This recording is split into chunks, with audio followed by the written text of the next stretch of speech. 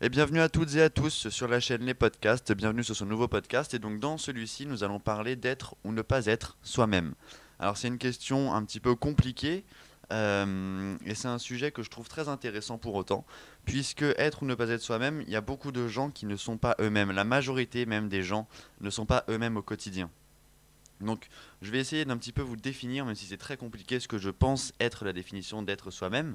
N'hésitez pas à mettre en commentaire ce que vous pensez être la définition de ça.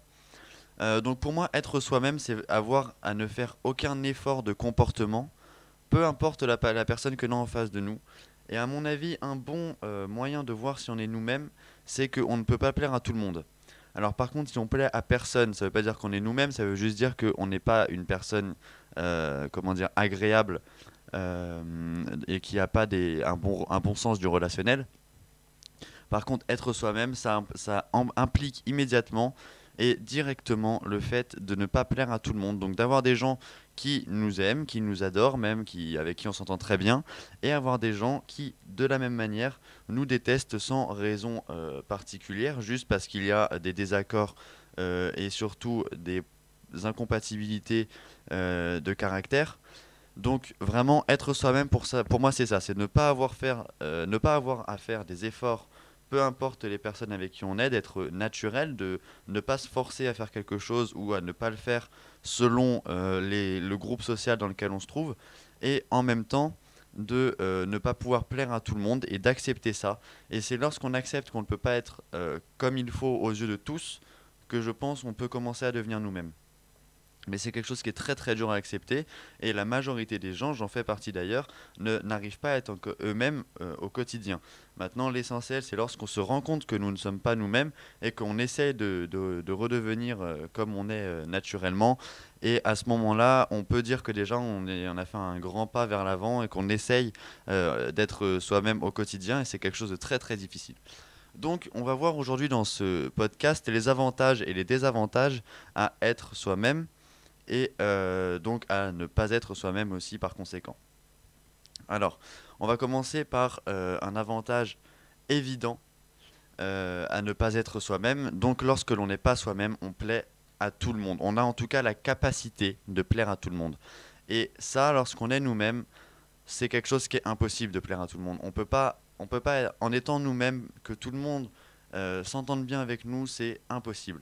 Il y aura toujours des gens qui seront à l'extrême opposé de ce que nous sommes, qui sont peut-être eux-mêmes, qui sont peut-être comme ça naturellement, et qui sont l'opposé total de ce que nous on est, de ce que nous on pense, comment on vit, etc., etc. Et cetera. Et donc avec qui, bien entendu, ça ne pourra jamais passer, malheureusement sans doute. Mais en tout cas, donc l'avantage de ne pas être soi-même, et c'est peut-être un des seuls, on verra qu'il y en a quelques-uns, mais l'avantage à ne pas être soi-même, c'est qu'on peut plaire à tout le monde. Maintenant, le désavantage principal de ne pas être soi-même, c'est que on est malheureux parce qu'on n'est pas sincère. Et ça, c'est le désavantage, mais il vaut mille fois tous les désavantages qu'on a à être nous-mêmes. Ce désavantage-là, ce mauvais côté, il est tellement énorme et il a tellement d'importance dans la balance comme on dit, il faut peser le pour et le contre. Il y a tellement d'importance, il y a tellement de poids que on peut pas faire semblant de ne pas le voir et qu'on est malheureux lorsqu'on n'est pas nous-mêmes. Surtout sur le long terme. On peut faire des efforts sur le court terme, mais sur le long terme, on est toujours malheureux à ne pas être soi-même. Donc voilà, et il y a un risque bien sûr d'implosion entre guillemets, c'est-à-dire que à force d'encaisser, de se cacher derrière des masques, de faire semblant d'aimer, de faire semblant de ne pas aimer certaines choses pour plaire vraiment à tout le monde, et donc de ne pas être soi-même, on peut au bout d'un moment imploser littéralement, donc péter les plombs et tout simplement ne plus se contrôler. Et vraiment, dans ce cas-là, ça peut être dangereux pour le moral. Mais il y a des gens qui notamment peuvent tomber en dépression ou des choses comme ça, dans des trucs très très graves, parce que justement, ils ont voulu plaire à tout le monde tout le temps et ils ont fait des choses qui ne leur correspondaient pas du tout, qui n'étaient pas du tout dans leur éthique de vie et qui n'étaient pas du tout en cohérence directe avec leurs opinions, leurs objectifs, leurs rêves, leur façon d'être et avec tout ce qui les compose. Donc ensuite, l'avantage encore, un des seuls à ne pas être soi-même et donc au fait en rapport direct avec de vouloir plaire à tout le monde. Lorsqu'on plaît à tout le monde, ça facilite en business les négociations. C'est pour ça que beaucoup d'hommes d'affaires, etc., sont un petit peu montrés du doigt lorsqu'on dit que on parle d'un tel, ah il est montré du doigt parce que ouais mais il change d'avis comme de chemise, etc. Parce que bah, tout simplement il a voulu changer d'opinion parce que ça l'arrangeait dans certaines affaires, dans la politique notamment, on entend beaucoup parler de ça dans les médias bien entendu qui en rajoutent sans doute, hein, mais on entend beaucoup parler de ça et les hommes politiques sont un très bon exemple parce que on voit très bien qu'ils peuvent changer d'avis d'un coup s'ils sentent que leurs intérêts sont menacés. C'est de même pour la majorité des hommes d'affaires et des femmes d'affaires, hein, d'ailleurs, c'est pour l'expression homme d'affaires que j'utilise ça. Mais c'est comme ça pour tout. Et même lorsqu'on est au quotidien, par exemple un salarié classique, on va forcément ne pas être nous-mêmes lorsqu'on va avoir peut-être une évaluation par un supérieur et que du coup ça va remettre en cause notre poste et peut-être nous permet d'avoir une augmentation ou des choses comme ça. On va pas être comme on est au quotidien, on va pas être comme on est chez nous. On va faire des efforts de tenue, on va faire des efforts pour beaucoup de choses. Donc évidemment, par contre, au quotidien, on fait tous des efforts, mais ça c'est pour vivre en société. Par exemple, on vient pas au travail en pyjama ou des choses comme ça, parce que c'est des efforts de société et que si tout le monde faisait ce qu'il voulait, ça marcherait jamais. Maintenant, il y a des choses où il faut pas dépasser certaines limites, au-delà desquelles on considère que bah, on n'est plus nous-mêmes et qu'on on est quelqu'un que on ne connaît pas et qu'on n'est pas censé être à la base. Et donc on ne se reconnaît plus nous-mêmes et c'est à partir de ce moment-là que c'est vraiment un certain danger, un certain risque d'être malheureux sur le long terme et donc d'imploser avec des risques d'implosion sentimentale, on va dire, émotionnelle. Donc vous pouvez vraiment vous sentir tellement mal que vous allez peut-être arriver à un stade où vous ne pourrez plus le cacher quoi, et être quelqu'un d'autre. Donc ensuite, un désavantage, mais qui peut éventuellement vous aider à être vous-même, donc c'est que vous allez subir des critiques. Évidemment, c'est toujours en rapport au fait qu'on ne peut pas plaire à tout le monde. On va donc subir des critiques lorsqu'on est nous-mêmes, mais ces critiques-là, elles vont vous permettre, bon déjà si elles sont assez constructives, vous permettent sans doute de vous améliorer, mais si elles ne le sont pas, ou même si elles le sont, de vous endurcir face aux critiques des gens.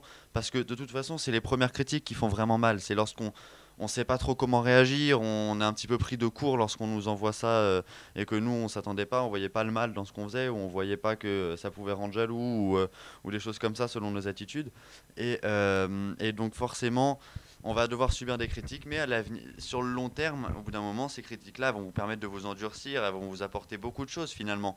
Donc au début vous allez peut-être un petit peu avoir du mal à les digérer et à la longue en fait vous allez vraiment vous habituer sans doute à avoir des critiques et en général ceux qui critiquent c'est ceux qui ne sont pas capables d'être eux-mêmes et qui donc dénigrent un petit peu ceux qui arrivent à rester naturels tout simplement au quotidien parce ils sont un petit peu jaloux du courage qu'il faut avoir et ils n'ont pas ce courage-là d'être eux-mêmes et c'est vrai qu'il faut un certain courage pour être soi-même je pense parce que c'est plus facile de se cacher, de faire des choses que on n'aurait jamais fait en temps normal parce que bah, ça correspond pas du tout à nos règles de vie. Mais c'est plus facile de faire quelque chose et fait de pas être comme nous on voudrait plutôt que de pas être comme la majorité des gens veulent que l'on soit. C'est plus facile de se décevoir nous-mêmes que de décevoir des milliers de personnes qui peuvent nous voir au quotidien parce qu'on est nous-mêmes en fait. Donc voilà, donc subir des critiques, mais au final, ça peut peut-être vous endurcir.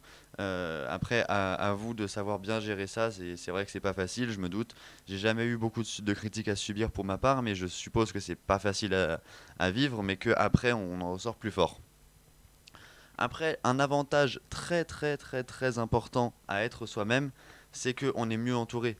Parce que lorsqu'on plaît à tout le monde, qu'on est faux au quotidien, qu'on est assez hypocrite finalement, eh ben, on sera entouré de gens qui soit seront pareils, soit nous correspondront pas. Et à ce moment-là, du coup, on peut pas dire qu'on est bien entouré. Et ça, lorsqu'on est nous-mêmes, on est bien mieux entouré. Il y a des gens qui sont plus sincères autour de nous. Et bon, après, on peut toujours être entouré de quelqu'un qui fait semblant, qui n'est pas lui-même autour de nous. Mais en général, en règle générale, on est mieux entouré. On est entouré par des gens qui nous correspondent plus.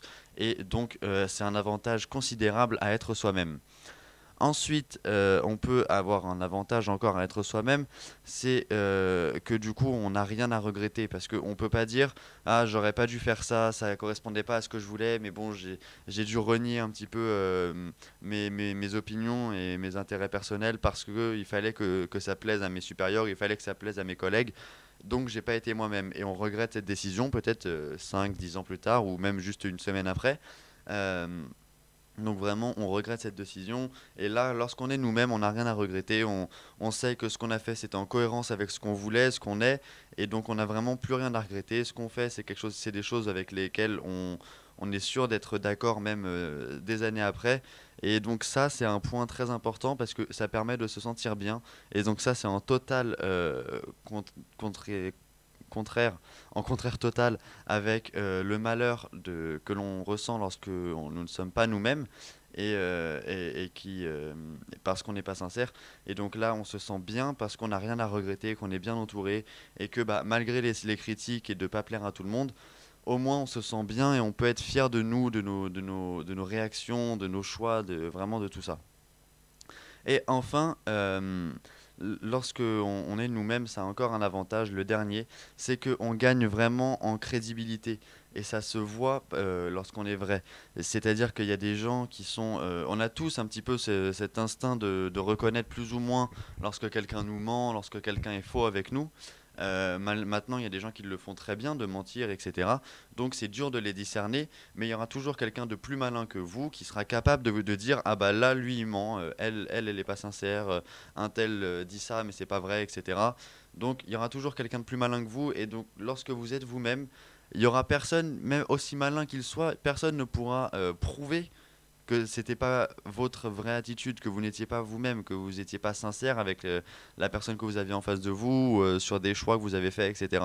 Donc vraiment, vous gagnez en crédibilité, ça se ressent en fait. La majorité des gens, on ne voit pas lorsque quelqu'un nous ment, mais on le ressent. On a un petit peu un mauvais pressentiment, on se dit là, je suis pas sûr que ce soit une bonne idée d'y aller. On peut pas dire que c'est parce qu'il nous ment qu'on le sent pas, mais juste au fond de nous, on sent que c'est pas qu'il y a quelque chose qui cloche et que c'est pas normal l'attitude que la personne a en face de nous parce qu'en général elle n'est pas elle-même et du coup ça se remarque, ça se remarque.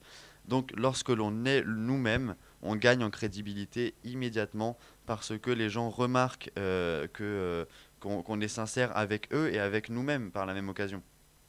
Donc on est quelqu'un d'assez fiable et de assez stable émotionnellement parlant. Et ça, si vous avez rendez-vous avec un de vos patrons ou un truc comme ça, s'il voit que vous êtes stable parce que vous êtes vous-même, que vous êtes très sincère, etc., ça vous assure pas d'avoir ce que vous aimeriez avoir. Maintenant, ça vous fait quand même gagner des points dans l'estime de vos supérieurs ou dans d'autres circonstances, mais ça vous aidera toujours d'être vous-même, en tout cas, notamment en gain de crédibilité, comme je le disais. Donc voilà, ça c'était le dernier avantage. Donc sur ce podcast se termine. Ça aurait été un podcast assez court. Euh, et donc voilà, maintenant que c'est la fin de ce podcast, si vous l'avez aimé, n'hésitez pas à liker, à partager la vidéo si vous connaissez quelqu'un qui pourrait être intéressé par ce sujet ou par le sujet des autres vidéos. D'ailleurs, n'hésitez pas à aller voir les autres vidéos sur la chaîne. Il y en aura sans doute des qui vous plairont, sur des sujets qui vous plairont.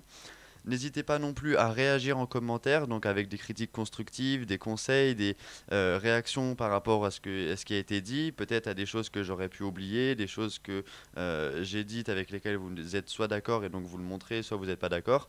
Mais dans tous les cas, l'espace commentaire est là pour ça. Et en attendant, on se retrouve très vite dans une nouvelle vidéo dimanche prochain. Et à bientôt tout le monde.